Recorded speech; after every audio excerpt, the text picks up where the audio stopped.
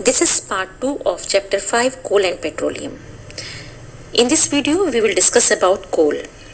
You may have seen coal or heard about it. It is as hard as stone and is black in color. तो आप सभी इस word कोल से familiar होंगे, आपने इसको देखा होगा और इसके बारे में सुना होगा. ये कैसा होता है? It is as hard as stone and is black in color. Coal is one of the fuels used to cook food. Earlier, it was used in railway engines to produce steam to run the engine. It is also used in thermal power plants to produce electricity. Coal is also used as a fuel in various industries. तो कोयला जो है वो एक ईंधन का काम करता है और भोजन को बनाने में भी इसका इस्तेमाल किया जाता है. पहले इसका इस्तेमाल जो है वो रेलवे इंजन में किया जाता था स्टीम प्रोड्यूस करने में, ताकि इंजन को जो है वो रन किया जा सके. It is also used in thermal power plants to produce electricity. Thermal power plant में भी ये यूज़ किया जाता है हीट एनर्जी को इलेक्ट्रिक एनर्जी में कन्वर्ट करने के लिए. और ये बहुत सी इंडस्ट्रीज़ में एज ए फ्यूल जो है कोयले का इस्तेमाल होता है. नेक्स्ट हम करेंगे story of coal. Where do we get coal from and how is it formed? हमें कोयला मिलता कहाँ से है और ये बनता कैसे है? About 300 million years ago, the earth had dense forest in low-lying wetland areas. 300 million years पहले अर्थ में low-lying wetland areas में बहुत ही घने जंगल थे. low-lying wetland areas का मतलब है जो एरियाज थोड़े नीचे थे, समुद्र तट से थोड़े नीचे की तरफ थे, और जहाँ पे क्या है वेटलैंड है वो मीन्स दलदल जैसे एरियाज थे जहाँ पे दलदल थी, वहाँ पे बहुत ही घने जंगल थे. Due to natural processes like flooding, these forests got buried under the soil. Natural processes की वजह से, जैसे कि फ्लड के आ जाने से, ये जो जंगल थे ये मिट्टी के अंदर धंसते चले गए. As more soil deposited over them, they were compressed. जैसे जैसे उनके ऊपर मिट्टी डिपॉजिट होती चली गई, वो कंप्रेस होते चले गए, नीचे की तरफ दबते चले गए.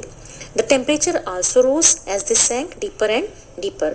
और जैसे जैसे वो नीचे की तरफ दबते चले गए, उनका टेम्परेचर भी क्या हो गया, बढ़ता चला गया. Under high pressure and high temperature dead plants got slowly converted to coal. High pressure की वजह से और हाई टेम्परेचर की वजह से ये जो डेड प्लांट्स थे ये धीरे धीरे कोयले में बदल गए. As coal contains mainly carbon, the slow process of conversion of dead vegetation into coal is called carbonization.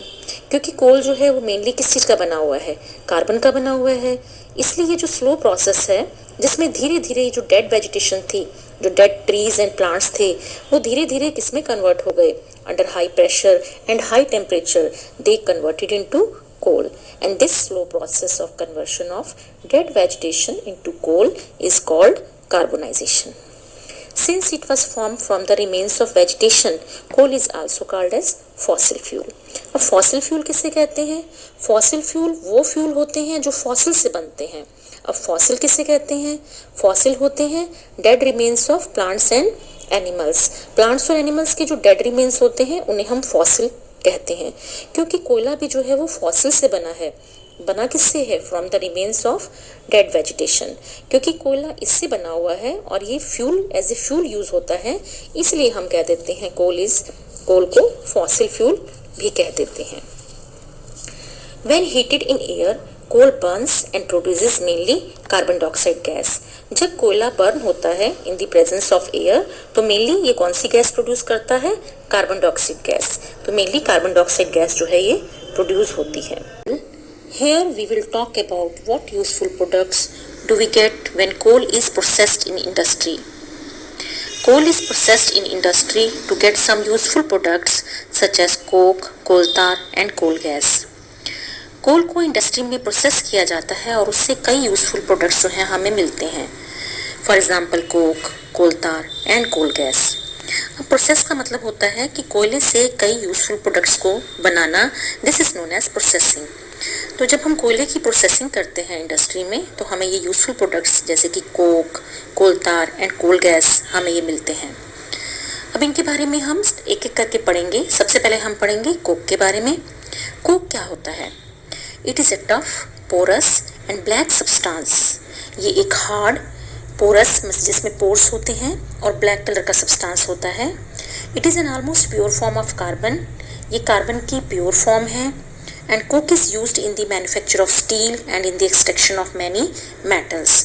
Coke का इस्तेमाल जो है वो स्टील की मैन्युफैक्चरिंग में किया जाता है और कोक से कई मेटल्स जो हैं वो निकाली जाती हैं। मीन्स कोक का यूज़ करके मेटल्स की एक्सट्रैक्शन में इसका यूज़ किया जाता है। मीन्स इम्प्योर मेटल में से प्योर मेटल जो है वो एक्सट्रैक्ट की जाती हैं with the help of Coke. Next है कोलतार। कोलतार क्या होता है? It is A black thick liquid with N unpleasant smell. ये एक ब्लैक कलर का थिक लिक्विड होता है जिसकी स्मेल जो है वो अनप्लेजेंट होती है, अच्छी नहीं होती, जिसकी स्मेल हमें अच्छी नहीं लगती। It is a mixture of about 200 substances. ये 200 सब्सटेंसेस का मिक्सचर होता है।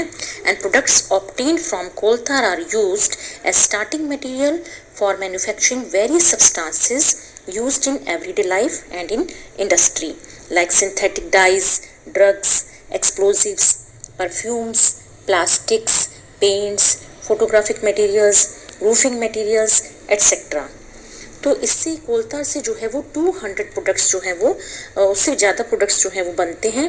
और ये यूज़ करके कैसे होता है? It is used as a starting material for manufacturing various substances that is used in our daily life and in industry. Means इससे जो मटेरियल हमें मिलते हैं वो हमारी डेली लाइफ में भी यूज़ होते हैं और इंडस्ट्री में भी यूज़ होते हैं। जैसे कि for example synthetic dies, drugs हो गई, मेडिसिन्स हो गई, एक्सप्लोजिव्स हो गए जैसे कि क्रैकर्स वगैरह हो गए, perfumes, plastics, paints, photographic materials जो फोटोग्राफिक में यूज़ हो रहा है, रूफिंग मटेरियल्स जो रूफ बनाने में यूज़ हो रहा है। तो ये सारे प्रोडक्ट्स जो हैं वो हमें कोलतार से मिलते हैं। Interestingly, naphthalene balls used to repel moths and other insects are also obtained from coal tar.